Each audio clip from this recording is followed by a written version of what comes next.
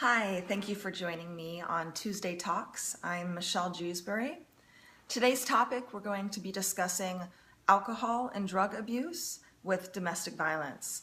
If this is your first time tuning in, I was involved in a domestic violence relationship for 3 years, with 1 year after that being financial and emotional abuse. So a total of 4 years cumulative.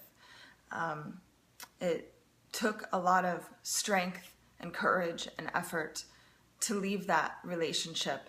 And because of what's happened to me, I have been now called and compelled to speak my story and to share with people. So I'm just going to start off and dive right in. The Department of Justice states that about 61% of domestic violence offenders have problems with alcohol or drug abuse.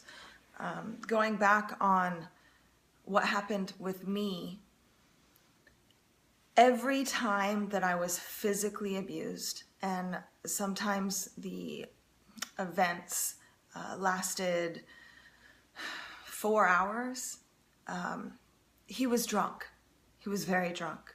And I'm going to call my assailant Paul. His name's going to be Paul. And I was also drinking. I don't think that there's a direct correlation between the two, but I know that when he was drunk, he had a harder time controlling his temper. When he was sober, he would emotionally abuse me, but he never physically assaulted me unless he was drinking alcohol. One of the worst beatings I got, he was blackout drunk, and we went to therapy for a year after the fact, and he said that he didn't even remember doing it. I have photographs of my face after that event, which will be in my book called But I Love Him, and that should be published hopefully early next year, where my face is black and blue. My right eye is so red that you couldn't see any white left in my pupils or irises.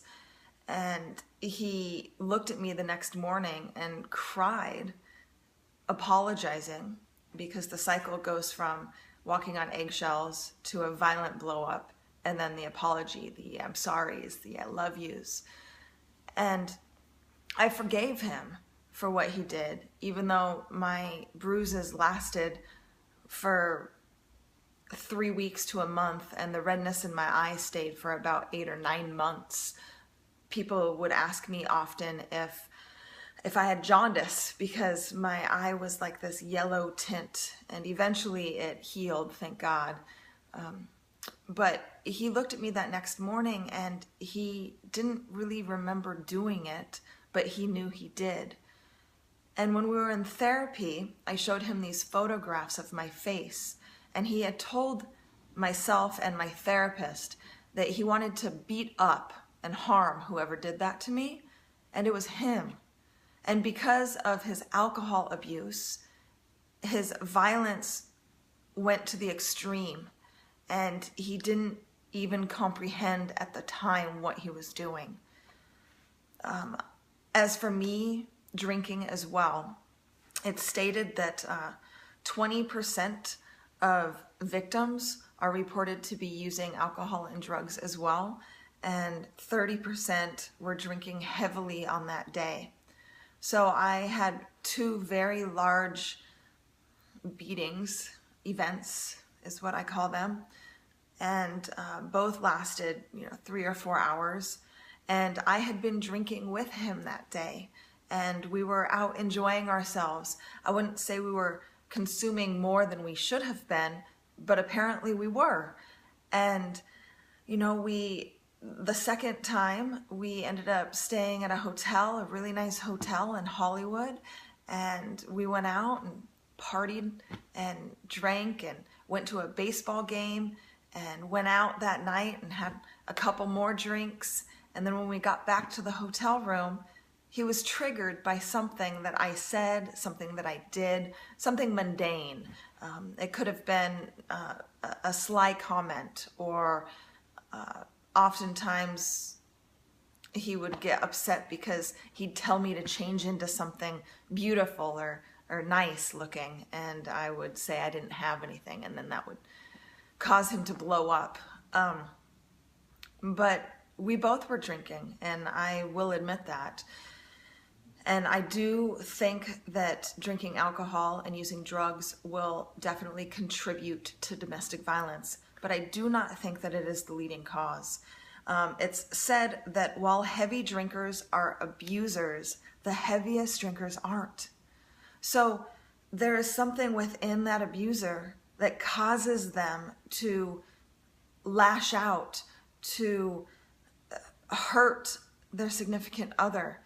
And there are, in my opinion, many childhood wounds, many things that they have not dealt with growing up. And it comes out as abuse and aggression, emotionally and physically, towards the people they love. And that's where I have sympathy for abusers, because in my opinion, I really think that the abusers just need help. And oftentimes these abusers won't seek the help that they need. One thing I want to leave you all with is a verse from the Bible, and it's Proverbs 20, verse 1, and it said, "Wine is a mocker and beer is a brawler. Whoever is led astray by them is not wise." What I take from that verse is, I think that God wants us to have some fun and to go out and be merry and enjoy life. But if it consumes your life and you start to hurt yourself and the people around you, it's time to get help. So thank you for joining me on Tuesday Talks, and I'll be here next week as well.